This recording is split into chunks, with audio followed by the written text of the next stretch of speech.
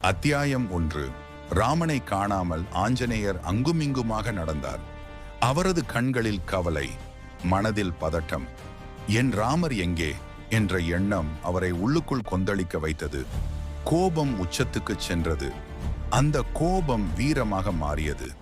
ஒரே தாவலில் நேராக மேலே குதித்தார்.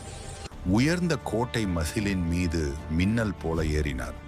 கோட்டையின் உச்சியில் நின்று சுற்றிலும் பார்வையை செலுத்தினார். ஒவ்வொரு திசையும் தேடினார். ஆனால் எங்கேயும் ராமரை காணவில்லை.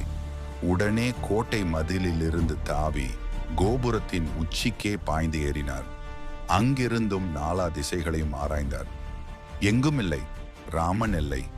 அப்போது ஆஞ்சநேயர் மனம் வலி நிறைந்தது. ராமா, ராமா, நீ எங்கே என்று ஆகாயத்தை நோக்கி உயிர் பிளக்கும் குரலில் கத்தினார். பின் ஆகாயத்தில் பறந்தார். பூமி முழுவதும் தேடினார். மலை, காடு, நதி, நகரம் எங்கும் தேடினார். அதிலும் திருப்தி அடையாமல் அண்டவெளி வரை சென்றார். விண்வெளி எல்லை வரை தேடியும் ராமனை காணவில்லை. இறுதியாக பூமியில் ஒரு அடர்ந்த காடு. அந்த காட்டின் அருகே பறந்து விரிந்த கடல். அங்கே ஒரு மாயாஜால கோட்டையை கண்டார். இதுதான் என்று ஆஞ்சநேயர் மனம் உணர்ந்தது. ஒரே தாவலில் அந்த காட்டின் நடுவே குதித்தார். அங்கிருந்து மெதுவாக நடந்து கடற்கரை அருகே சென்றார். அது நீண்ட மிகப்பெரிய கடற்கரை. ஆபத்துகள் நிறைந்தது. அலைகள் கொந்தளித்தன. காற்று சீறியது. ஆனால் அவற்றை சற்றும் பொருட்படுத்தாமல் கடற்கரையின் மேல் பறப்பது போல் சென்றார். ஒரே பாய்ச்சலில் கோட்டைக்குள் குதித்தார். கோட்டையின் உள்ளே நுழைந்தார். அங்கிருந்து ஒவ்வொரு அறையாக, ஒவ்வொரு பாதையாக தேடினார். பல தடைகள், பல அபாயங்கள். ஆனால் ராம பக்தி அவரை தடுக்கவில்லை.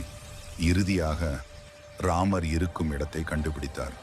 அந்த இடத்தில் பல அரக்கர்கள் காவலாக நின்றனர். அவர்கள் நடுவே மயில் ராவணன் நின்றிருந்தான். அவன் அனுமனை கோபமாக பார்த்தான். அனுமனும் கோபத்துடன் முன்னோக்கி சென்றார். அந்த நொடி போர் மூண்டது. வீரமும் அகங்காரமும் மோதின. யார் ஜெயித்தார்கள்?